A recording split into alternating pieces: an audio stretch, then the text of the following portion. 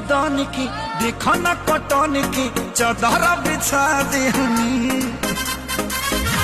बोला मुझे मन पिघल